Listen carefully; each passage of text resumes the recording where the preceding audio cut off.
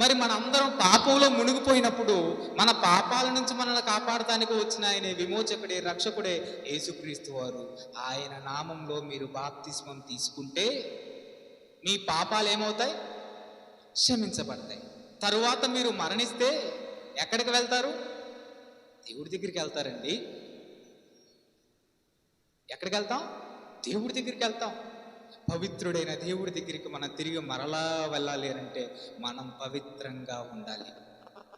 అలా పవిత్రంగా ఉంచాలని, పాపం చేసి నరకానికి వెళ్ళిపోతున్న మనల్ని తిరిగి మరలా పరిశుద్ధులుగా కడగాలని వచ్చాడు, ప్రాణం పెట్టాడు. ఈరోజు మనల్ని అందరినీ ఇక్కడ కూర్చున్న వాళ్ళలో లేరా చాడీలు చెప్పేవాళ్ళు? ఇక్కడ కూర్చున్న వాళ్ళు లేరా దొంగతనాలు చేసేవాళ్ళు? ఇక్కడ కూర్చున్న వాళ్ళు లేరా లోకంలో బాప్తిస్మం తీసుకోకముందు పాపపు జీవితాన్ని అనుభవించిన వాళ్ళు? తాగుబోతులు లేరా? తిరుగుబోతులు లేదా? లేదంటే చెడు వ్యసనాలకు బానిసైన వాళ్ళు లేరా? ఉన్నారు. అక్కడ మాటలు ఎక్కడ చెప్పి ఎన్నో కుటుంబాలు కూల్చిన వారు లేరా? చెప్పర్లేండి. ఉన్నాం కానీ ఉన్నాం కదండి. ఎంతగానో మారిపోయామండి. ఇప్పుడు అన్నిటినీ పక్కన పెట్టి మాకు ఒకే ఒక ఆయన కావాలి.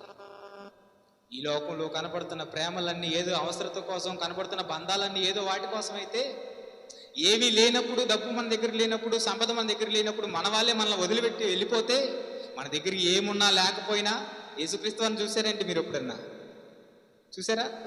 చూడకపోయినా నీ కోసం కూడా ప్రాణం పెట్టాడు దేవుడు. నీ కోసం, నా కోసం, మనందరి కోసం ఏం చేశాడు? ప్రాణం పెట్టాడండి. ప్రాణం పెట్టిన ప్రేమది. మరి ఎవరో లేరనుకుంటావేంటి మనం? నా వాళ్ళే నన్ను కాదనుకుంటారంటున్నావేంటి మనం? ఏం చేశాడు ఆయన? ఏమండి, మన పట్ల కేరింగ్ చూపిస్తేనే నన్ను ప్రేమించే వాళ్ళు ఉన్నారనుకుంటాం మనం. ఆ తిన్నావా లేదా అని అడిగితేనే అమ్మో నేనంటే ఎంత ప్రేమో అనుకుంటాం. మంచిగా బట్టలు ఉతికి భార్యాభర్తలు భర్త వచ్చే సమయానికి భార్య బట్టలు ఉతికి ఆహారం పెడితేనే నా భార్యకి నేనంటే ఎంత ప్రేమో అనుకుంటాం. ఏమై రైట్ ఆర్ రాంగ్? రైట్ కదండి. అదే 10 రోజులు పని కలకుండా ఇంట్లో కూర్చోండి, ప్రేమ కదండి. చూసారా? అలా ఉంటాయి కనబడుతున్న బంధాలన్నీ, కనబడుతున్న ప్రేమలన్నీ ఏదో మన దగ్గర ఉన్నంత వరకే. వాళ్ళు ఆశించింది మనుషుల దగ్గర, ఇదిగో మన దగ్గర ఉన్నటువంటి అవసరాలన్నీ కూడా ఏదో అవసరం ఉంటేనే మన దాకా వస్తారు. వాళ్ళు అనుకున్నది కానీ, వాళ్ళు కోరుకున్నది కానీ మన దగ్గర దక్కపోయినా, మన దగ్గర లేకపోయినా, కుటుంబంలో వాళ్ళని లేదు, బయట వాళ్ళని లేదు, నేను వదిలిపెట్టి ఒంటరిగా వెళ్ళిపోతాను. కానీ నీ కోసం అన్నిటినీ పెడతాం కాదు, ఏకంగా ప్రాణమే పెట్టాడు. నీ కోసం పరలోకాన్నే వదిలిపెట్టి వచ్చాడు.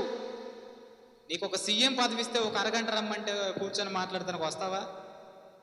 లేదంటే ఒక గంట సేపు పక్కకు వచ్చి వాళ్ళతో మాట్లాడమంటే మాట్లాడతావా? No, I'm not a person, I'm a busy person అంట. నేను సామాన్యమైన వ్యక్తిని అనుకుంటున్నావా? నీకోసం గంట సమయాన్ని ఇవ్వటానికి అంటావు. అవునా?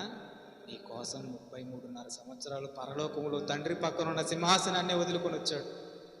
నువ్వు మరణించి నరకానికి వెళ్ళకూడదని, నీ పాపాలతో నువ్వు ఉంటే నరకానికి వెళ్ళిపోతావని, నీ పాపానికి క్షమాపణ దొరకాలని పరలోకాన్నే విడిచిపెట్టి నీ కోసం వచ్చి ప్రాణం పెట్టాడండి. అంత ప్రేమ మీరంటే దేవుడికి, యేసుక్రీస్తు వారికి. మరింటి నాకెవరూ లేరు అని మాట్లాడతారు మీరు. ఎవరు లేరన్నమాట ఎప్పుడు అనకండి. మీకోసం ఈ కొనబడుతున్న బంధాలన్నీ, భర్త బంధమైన, భార్య బంధమైన, నువ్వు అనుకున్నది, వాళ్ళు అనుకున్నది వాళ్ళకి ఇచ్చే అంత వరకే. కానీ దేవుడి బంధం నువ్వేమిచ్చినా ఇకపోయినా నీ కోసం కూడా ప్రాణం పెట్టే అంత బంధం. మరి ఆ బంధాన్ని కాదనుకొని ఈ బంధాల కోసం దేవుడినే దూరం చేసుకుందామా? ఆలోచించండి మీరే.